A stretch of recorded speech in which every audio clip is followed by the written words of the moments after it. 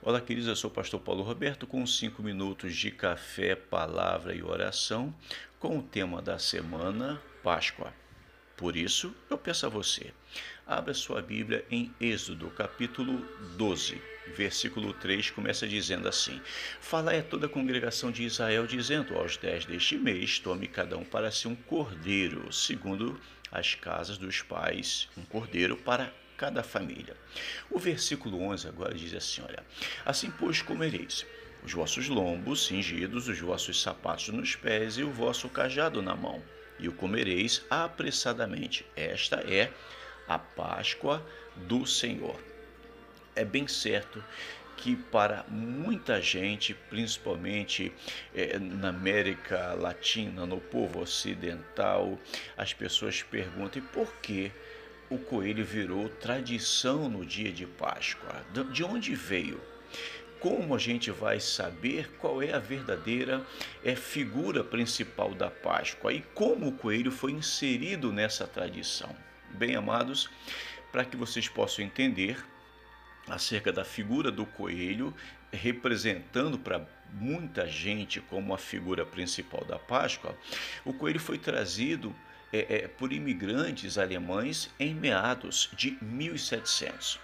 E a partir daí, vocês vão 4 maneiras de entender por que e como o coelho virou essa figura principal para muita gente que não conhece o verdadeiro evangelho de Cristo Jesus ou a Bíblia. Primeiro, a lenda conta que o coelho visitava as crianças escondendo os ovos coloridos e que elas teriam de encontrar esses ovos pela manhã exatamente no dia da Páscoa. Então, essa é a primeira explicação. A segunda explicação conta que existiu uma lenda que uma mulher pobre coloriu alguns ovos e os escondeu em um ninho para dá-los a seus filhos como presentes de Páscoa. Quando as crianças descobriram o ninho, um grande coelho passou correndo e a partir daí espalhou-se então a história de que o coelho o coelho que colocou os ovos naquele ninho. Essa é a segunda forma de entender a tradição.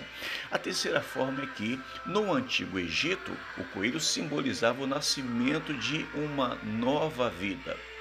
Então, para os antigos egípcios, o coelho representava o nascimento, uma geração fluindo, uma geração nascendo. Então, o coelho tem essa figura como a figura da vida para os antigos egípcios. E quarta e última lenda que tenta explicar sobre a tradição do coelho de Páscoa é que alguns povos da antiguidade o consideravam um símbolo da lua. É possível que ele se tenha tornado símbolo pascal devido ao fato de a lua determinar a data da Páscoa. Então nós temos aqui 4 formas de entendermos por que o coelho foi inserido na cultura pascal. Bem, queridos, a Páscoa, ela tem sentido a partir do momento em que Deus iria executar a sua última sentença das pragas no Egito. E você lembra disso?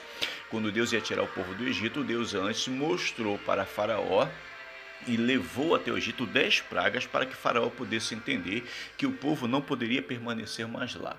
E essas pragas que Deus manda no meio do Egito destruiria tudo. A 10ª praga, ela destruiria tudo, principalmente o primogênito. Está aqui em Êxodo 12, versículo 23. Porém, antes de Deus mandar essas pragas, ou essa última praga, melhor falando, a destruição, o anjo da morte, Deus avisa a Moisés que nenhum hebreu sofreria com esta sentença. Mas, para isto acontecer, o povo precisava praticar o verdadeiro sentido da Páscoa. E a partir daí, que nós vamos entender o que é a Páscoa, por que Deus fez desta maneira, como saber o que é a Páscoa. É o assunto da semana. Queridos, vamos orar para que Deus, em nome de Jesus, fale com cada um de nós. Senhor, em nome de Jesus, durante esta semana nos ensine, nos explique o que é a Páscoa, em nome do Senhor.